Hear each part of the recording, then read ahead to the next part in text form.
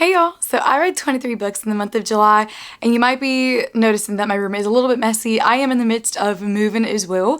If you can imagine moving like 600, 700 books.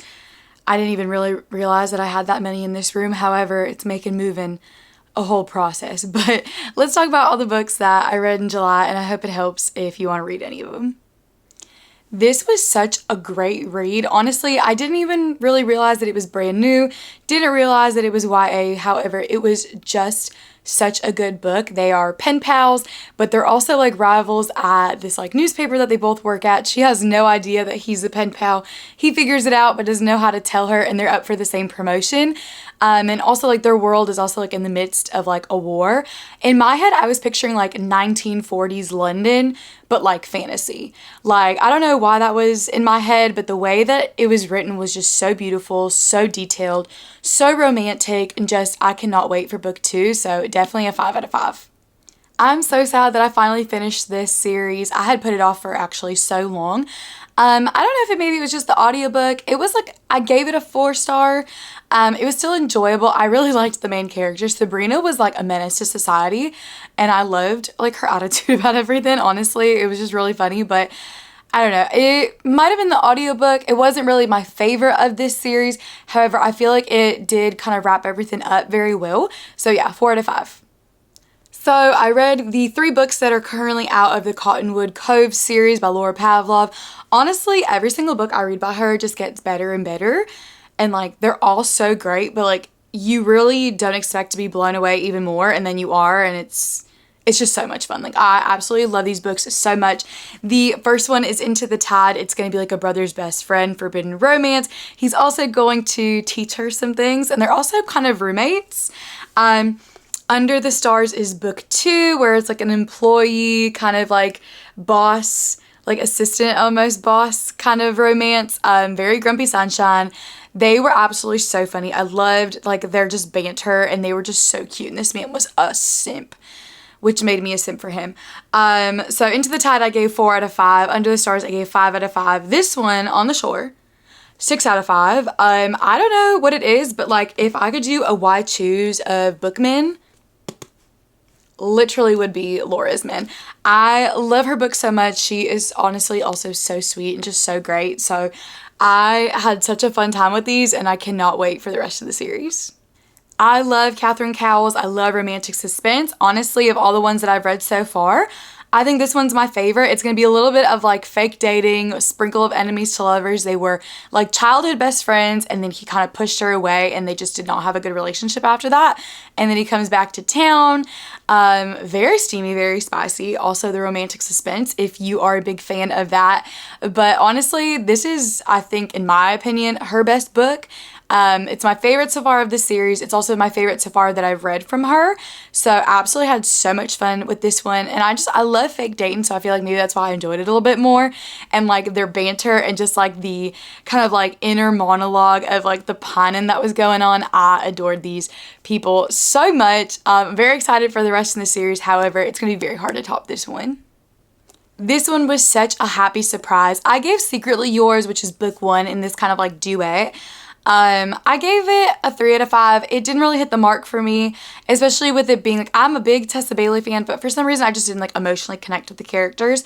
These two, however, were just so funny. Like, I loved their banter. She kept calling him like a rat king, and I was cackling like the whole time. Like, I was on a flight when I finished this up, and I was laughing so hard. But I love a marriage of convenience. It's honestly one of my favorite tropes, just like fake dating. But honestly, these two were absolutely so much fun. I loved them, so I gave it a 5 out of 5. Definitely a big improvement from Secretly Yours, but honestly, I also maybe it could have just been like a one-off for me, but I love Tessa Bailey books, and I think this one is now one of my like top favorites. This one was absolutely so much fun. They are friends to lovers, and it's not going to be like the kind of friends to lovers where like they've been going their entire lives and like they are like pining, or like their friend kind of feels like a plan B. It's like she just got out of a divorce. They have literally been best friends like their whole lives, and then kind of finally they're in a position where we're like, wow, like, yeah, we always thought the other was attractive, but where is this kind of tension coming from? It was absolutely so much fun. The spice was absolutely great. They're also kind of doing like fake dating, but more in the regards of like he's teaching her what dating and a relationship should look like how a man should be. And honestly, it made me a little emotional because I was like, where is my best friend to do something like this for me? It was literally so much fun. Very, very spicy. Very spicy. But it was absolutely so great. So 4 out of 5. This one I gave a 3 out of 5. I know it is like YA. I also know that Jenny Han, the author, kind of writes them more so as like the reader gets older, right? So each one is gonna get a little bit more like in depth or just have like more like grown up themes, I guess, if that makes sense. So I understand maybe why I didn't connect with this one so much. Like they're all supposed to be about like 15 to 17 years old. I'm 26, so I really can't relate to these characters. Although I kind of wish these are what my summers looked like as a kid. I'm a little jealous on that fact, but it was cute. It was, you know, still a 3 out of 5, but I'll probably still read the rest of the series just to see kind of like what the hype is all about. I also like to read things before I see like the TV show or the movie. So before I even try to get an Amazon like Prime subscription, I want to finish these up. It was cute. I definitely recommend also if you have like some younger readers or maybe like you know anyone like in their teenage years, I feel like they would really enjoy this one. But yeah, 3 out of 5, but it was still cute. This one was really, really fun. I loved The Wrong Game by Candy Steiner, and this is like the second book in this duet. It's going to take place for a relationship with like the best friend and then this NFL player, but he hasn't told her that he plays for the NFL, and he's kind of like hidden identity, and she's also kind of a girl that's like, I have a 3-date rule and then you're gone, right? But he has a 3-date rule where it's like, we don't have spicy time until date 3. So of course, it's going to be full of all the great yummy tension. I had so much fun with this one. Definitely a really cute sports romance, 4 out of 5, but I absolutely love these two, so highly recommend. Okay, so this one, absolutely amazing. I literally 5 out of 5, 6 out of 5. This was so much fun. I really, really liked that I don't know, I feel like there was that banter, like she very much was not a big fan of his. But I also love like the tension that was between them. This is going to be like brother's best friend, a little sprinkle of enemies to lovers, a little bit of like forbidden kind of secret relationship. This was so much fun. I have never been a whiskey girl, but I have never wanted whiskey in my mouth so badly before. And I pray to God my parents never see this video. This was absolutely so much fun. If you love cowboy romances, small town romances, highly recommend. I also kind of like that she was like a barrel racer, so it wasn't just more like he's a cowboy and she's just like a girl. Like I like that she was also an athlete. I like that the storyline had a little bit more to do with like her own life and her career and things like that. So this was really, really great. I feel like it was very relatable on a lot of different points. I don't want to give too much away, but I feel like if you read it, you're going to understand what I mean. I feel like it was just very well done. It was so fun, so spicy, so great. So yeah, highly recommend, and I already want to reread it. This one was a really cute second chance romance. She has finally become a wedding planner, something she's always wanted to do. But of course, she walks into her appointment and finds out that the groom is her hockey playing ex-boyfriend that she never got closure from, and they broke up 2 years prior. Can you say drama? I absolutely had so much fun with this one. I thought it was really cute. I also just like loved that he was still so obsessed with her. It was absolutely so much fun. I had a lot of fun with this one, but yeah, highly recommend. Really cute. And of course, if you like hockey romance, I think this will be fun for you as well. This one, definitely check your triggers. It has a lot of very like heavy themes. However, if you can get past that, I think it is still a cute romance. This girl's kind of just looking for a second chance. She's coming from like a very dark relationship, and I think honestly, if you can get past like those triggers and like those kind of struggles, I think her romance with this love interest was absolutely so sweet. I loved him. I actually like was like getting a little emotional. Like he was so cute, so sweet, so gentle. Literally everything that you could want in a book man, I really appreciated about this character. So very cute, but yeah, check your triggers. It's definitely not going to be a lighthearted, fluffy romance whatsoever, but I still think it was really cute. So 4 out of 5. Hot freaking damn. This book, okay, so they're teenagers. It's her best friend's brother. and they grew up together, you know, spent their childhoods together, literally best friends. And then one day, she and her, you know, bestie's brother cross a line, if you're catching my drift. And then he tells her the next day it was a mistake, and they don't see each other for 7 years. Until her best friend is getting married and she is the maid of honor, and then the brother ends up being the groom's best man. So of course she has to spend all this time together planning this wedding, getting all these like wedding festivities. Mind you, the tension has never been thicker than it was, you know, before. This was such a fun read. I love Candy's angst in books. These two were hot as hell. They were hot as hell. The steam was great. The spice was great. The banter was great. The punning was great. Everything was so much fun. I think this is one of my like top Candy books. And like, granted, she's written so many and I have loved so many of them.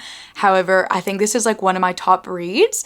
It was just so fantastically done. If you love angsty books, I think you're going to have a lot of fun with this one. So very, very much, please read it. It was just so great. This one was a really fun one as well. This girl is on like a kind of study abroad painting program, and of course the kind of mysterious boy in her art class, she kind of has like not so much a rivalry with him, but they also don't really like get along. She kind of thinks that he's just like bad news, whatever. But she decides to kind of put herself out there to get out of her like comfort zone, especially with her art. So she decides to do a whole night of saying yes to opportunities. And of course he comes across her and he decides to go along with it, and kind of just help him push her out of her shell a little bit. And then they decide to maybe have, you know, a summer only, no strings attached kind of relationship. This Steam and Spice was absolutely so great. Also another really good angsty romance. It also takes place in Italy, so I don't know if you like that, but I had a lot of fun with this one. Even though it was angsty, I feel like there were a lot of things were very relatable. I feel like definitely check your triggers as well, because there are some like darker themes and kind of just, I don't know, just some things that maybe might, it's definitely not a fluffy book, but I feel like the way it was handled, especially just in like terms of like how to deal with trauma and moving on, things like that. So very much highly recommend. I know I've said that term like so many times in this video, but I love Candy books, so I think you should definitely read it. So I read Give Me a Reason by A.L. Jackson. I did it as an audiobook. I gave it a 3 out of 5. I don't really know, maybe it was just the audiobook or maybe it was just like, I don't know, I guess my mood. It is kind of like a very angsty, kind of very steamy, will they, won't they kind of romance. It is a single dad romance as well. And it's also kind of like him running from his past, and she's a good girl and she's trying to, you know, do something like getting like a second job, right, to like help her family and things like that. And of course she ends up working for him, and he also happens to be the father of one of the kids because she's also a teacher. So it was a cute romance. I think there were definitely moments where it was cute, but it might have just been the audiobook for me, so I gave it a 3 out of 5. But I think I might still continue on in the series. I feel like I have heard that book 1 wasn't necessarily everyone's favorite, so I'm gonna keep going. I also just love the covers, they are so beautiful. But yeah, 3 out of 5. I read Double Pucked. Honestly, it was a lot of fun. It is more of like a why choose kind of romance. They are best friends who happen to play for rival hockey teams, and this girl meets them at like a VIP event because she stole her ex-boyfriend's tickets after finding out that he cheated on her. I kind of liked the revenge plot. I thought it was kind of funny, but honestly it was kind of cute. Their spice was absolutely great. Honestly, my dream life, you know, maybe one day. Fingers crossed. But I thought it was actually a lot of fun. It definitely gave you the escapism. It definitely gave you, you know, something fun, especially if you like why choose romances. But like I said, like the spice was absolutely phenomenal. And for someone who can barely handle one partner, I was very much for this relationship of like the 3 people. So I had a lot of fun with it. So I highly recommend 4 out of 5. I read Need Me by Tessa Bailey. I technically read it out of order. It is book 2 in her Broken Beautiful series. I gave it 3 out of 5. It also might have been due to the fact that I did it as an audiobook. But for some reason, I don't know, I guess it was just kind of like the way they went about their relationship. Like it wasn't, I wasn't really that invested in them. I don't know, maybe if it was just like a one-off, or again, maybe it was just because the audiobook. I usually really do love Tessa Bailey books for the most part, but yeah, I gave it a 3 out of 5. I didn't really emotionally connect with the characters. I also kind of felt like the disconnect in the beginning, especially on like the male main character's part, I felt like was like a big almost jump. I don't want to give away too much, but like his reasoning for things. So maybe that's also why I was kind of like, but I'll still read the other two in the series. Again, I do usually really enjoy Tessa Bailey books, so I gave it a 3 out of 5, but I feel like I'm still gonna maybe enjoy the other two, so we'll definitely see. But I highly recommend Tessa Bailey books anyway, so maybe this one was just a one-off, you know. I read Protecting You by Claire Kingsley. This one, I gave it 2 out of 5. I did this also as an audiobook, but I feel like the disconnect for this one it just felt very rushed. It almost felt like a novella, but like the foot was on the gas pedal. And I just kind of felt like maybe because like the timing of the characters, like this one takes place when they're like 18, 19, 20 years old. I'm 26. I've been out of college for a while. I think it was just kind of how they spoke about their relationship and just like things like that. So, I gave it a 2 out of 5. I might still read the second one, but maybe because it's supposed to like take place with them being a little bit older, but it just felt very rushed to me. And it felt more like a novella, but even speedier than how a novella usually goes. So I'll give the second one a chance, but this one wasn't really for me. I got an arc of The Way I Hate Him by Megan Quinn. Honestly, it was so funny. It is like an enemies to lovers, but more so in the fact that the male love interest and her brother are like enemies. So she's like, I am not even supposed to like you, and she needs a job, so she ends up working for him, so it's a secret. He is a rock star, so if you like rock star musician romances, I highly recommend. Honestly, I love Megan Quinn books. I think they give the right amount of escapism. They give you good laughs. They give you good spice. They give you good banter and a fun story, like plot and everything. So this one, honestly, I think is my favorite. It was just a lot of fun.